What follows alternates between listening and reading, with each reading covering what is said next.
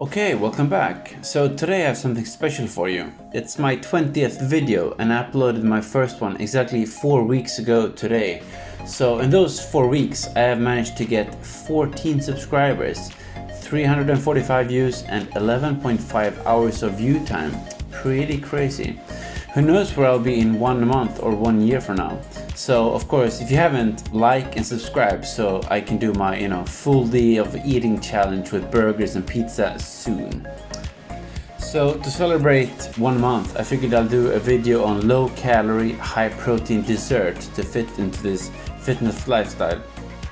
So for this you need some ingredients that you probably don't have at home, and I had to order them online, but it's definitely worth it. So first you need a good blender to get the ice crushed for the ice cream and to mix the ingredients. And then first out here on the right you need milk. So the recipe depends on how much ice you have, and I didn't have as much ice as I've seen some other people use. So it's recommended to use 300 grams or milliliters of milk with two whole shakes kind of ice cubes. But I actually only had 1.5 shakes worth of ice, so I used 167 grams of milk. Then we have jell-o, and it's actually the first time I tried this, so I'm not sure if it's actually needed, especially if you have fruits inside instead. But I saw someone else use that and I just wanted to try it. Then we have cocoa powder, and probably the least common ingredient here, guar gum or xanthan gum, basically the same thing. So it's a thickening agent that's used in a lot of food to make it less runny and more sticky. You have to be careful with this, otherwise the ice cream turns into concrete instead, and that's not what you want. So then for the protein powder we use a whey-based or casein whey-based mix powder to make it thick. Otherwise you don't get the right consistency. So I actually tried it with another protein powder the other day and it basically turned into a milkshake instead. So I bought this one, cookies and cream, only to try this. And then we have coconut powder, and actually I couldn't find powder, so this is fine macaron coconut something, but it worked out well anyways. So first we have 2 to 3 grams of guar or xanthan gum.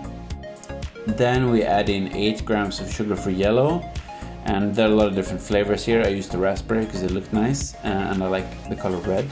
And next up we have the cocoa powder, 12 grams, and then we add in the coconut flour, 13 grams, and then the most important part, protein powder, 40 grams.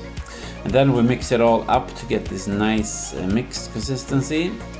And then we have the tricky part, which is actually to make sure we don't use too much milk and too little ice. So you can always add more milk, but you can't take it away once you add it. So make sure that you start with just a little bit of milk and lots of ice. And if it's too thick, mixing it up, you can add a bit more milk. So I've seen, as I mentioned, like people using 2 full sort of shakes of ice cubes, but I only had 1.5 in my fridge. So I had kind of a third of the milk or less, so 186 grams of milk here, which turned out quite okay.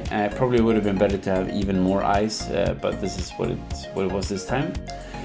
Then we mix everything in and start blending, and this is definitely the most time-consuming part because I had to push down the ice and mix it up quite a few times.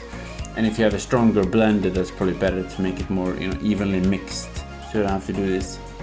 So you can also certainly add in fruit from the beginning, but I decided to have it as a topping instead, and you can probably take away the jell-o in that case. And I basically try to eat fruit at some point every day to get all my vitamins and good stuff that the body needs from natural sources.